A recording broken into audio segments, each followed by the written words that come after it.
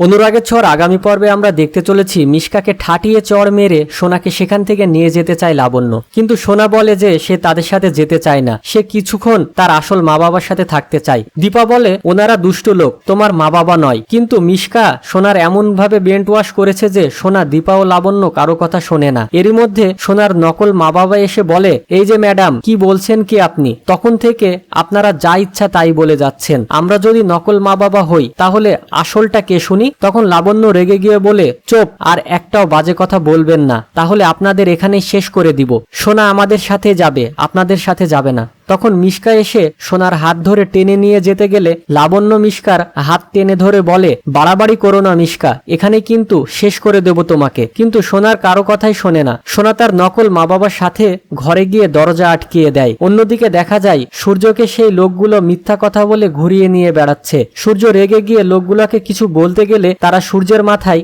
ইট দিয়ে আঘাত করে এবং সূর্য সেখানেই অজ্ঞান হয়ে যায়। আর এদিকে লাবণ্য সেনগুপ্ত মিশকার এমন কাণ্ড দেখে মিশকাকে আচ্ছা মতো ধোলাই দিতে থাকে, কিন্তু তাতেও মিশকার কোনো লজ্জা হয় না। মিশকা লাবণ্যর পাছ হয়ে অ্যাক্টিং করে বলে, আমার ভুল হয়ে গেছে, আমাকে ক্ষমা করে দিন। আমি সূর্যের ভালোর জন্যই এত কিছু করেছি, আর আমি তো সূর্যকে ঠকাইনি। আপনারাই দিনের পর দিন সূর্যকে ঠকিয়ে এসেছেন, সূর্যের কাছে মিথ্যা কথা বলে এসেছেন। আমি তো শুধু তারই সুযোগ নিয়েছি। যদি সাহস থাকে তাহলে আমাকে না মেরে সূর্যকে সত্যিটা বলে দেখুন। আর ওরা যে সোনার নকল মা বাবা, এটা কি আপনারা প্রমাণ করতে পারবেন? মিশকার এমন চাল দেখে দীপা ও লাবণ্য অবাক হয়ে যায়, কিন্তু এরই মধ্যে সেখানে এসে হাজির হয় রূপা। রূপা মিশকাকে বলে, আমি প্রমাণ করে দিব। রূপার এমন কথাতে মিশকা চমকে যায়। মিশকা বলে, কি বলতে চাও তুমি, কি জানো? রূপা তখন বলে, রূপা সবটা জানে, কোনটা ভুল কোনটা ঠিক, কোনটা আসল আর কোনটা নকল, আর তুমি যাদেরকে এনেছো তারা নকল। রূপার এমন কথায় দীপা বুঝতে পারে রূপা কোনো সত্যির ভিত্তিতে কথাগুলো বলছে। তারপর রূপা সোনাকে